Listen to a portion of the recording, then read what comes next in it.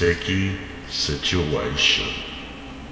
Written by Chris Allen. I know some of you are gonna laugh after you hear me out, but some of you will probably even call me a liar or a fool. But either way, I've made peace with it. The story starts out like plenty of other ghost stories. Me and my family went on a fishing and camping trip up Wick, around the neighborhood where I grew up. My dad took me and my brother Nick, and my grandpa went along with my cousins Andrew, Travis, and Goo, along with Goo's dad, my uncle Gerald.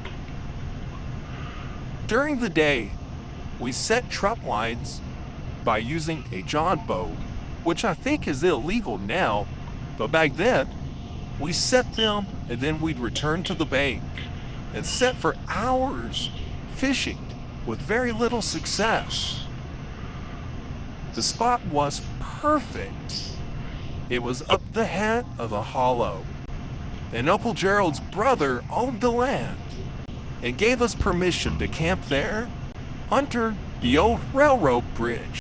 But as a war, my mother had packed some jerky and peanuts and other dry emergency food in case we didn't catch any fish to eat.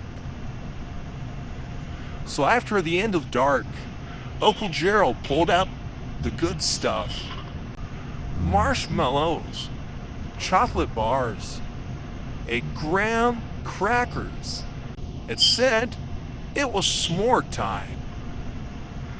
He entertained us kids while Dad and Grandpa took the boat around the river checking the trawl lines for some real dinner. As we ate s'mores and snacks, Gerald sniffed high in the air and said, "Oh no, you brought jerky, didn't you? That's made of goat meat." I called BS and said he must be joking. But he was dead serious and said I was the risky boy, eating goat meat under a bridge. He asked me if I didn't know that trolls lived under bridges and ate goat. I laughed, like you guys are laughing now. But Gerald told me not to be disrespectful. He told us that trolls are real, and they were known to camp up under the structure of the very bridge we were camping under. That's why this was prime fishing land. Everyone was too spooked to fish here. Gerald said the trolls can be tracked by the scent of the onions, which apparently is the scent of their old sweat. Gerald said the trolls have shiny silver eyes with long crooked snouts and elfish ears, long green hair covering their short, wart-infested bodies. No joke. Within 30 minutes of him telling us about the trolls, Goo asked, "Dad, did you break your gut?" Gerald answered, "No, why?" Goo said he smelled sweet onions. In a trembling voice, Gerald said, "Don't worry, son. We'll be all right," as he sat down and continued to roast marshmallows. All of us boys were scared stiff and was begging Gerald to drive us out of there in the truck. My grandpa's truck had a camper on it. And Nick and Travis, the two youngest, hid under sleeping bags. Gerald told us to stay calm and that Dad would be back soon, and he had a small 9mm pistol.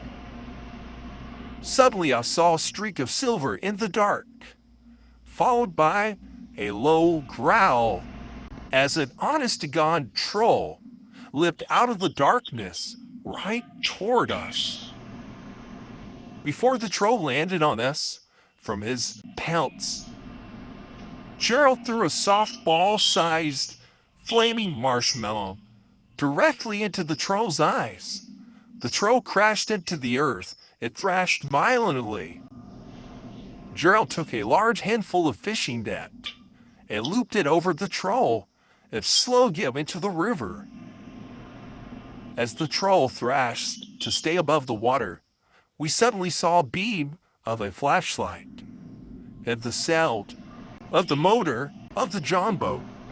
Before we could warn Dad and Grandpa, they nailed the troll's bobbing head with the speeding boat, cracking it open like a green hairy walnut. Us boys didn't leave our eyes, trying to process what we had witnessed. Dad slowly looked at Gerald, and I'll never forget what he said. He simply looked at Gerald and asked if the plan had worked, and if that was the last of them. Gerald solemnly shook his head. Yes. And we all celebrated with my Uncle Gerald, the greatest troll hunter in Kentucky, with a delicious fish fry.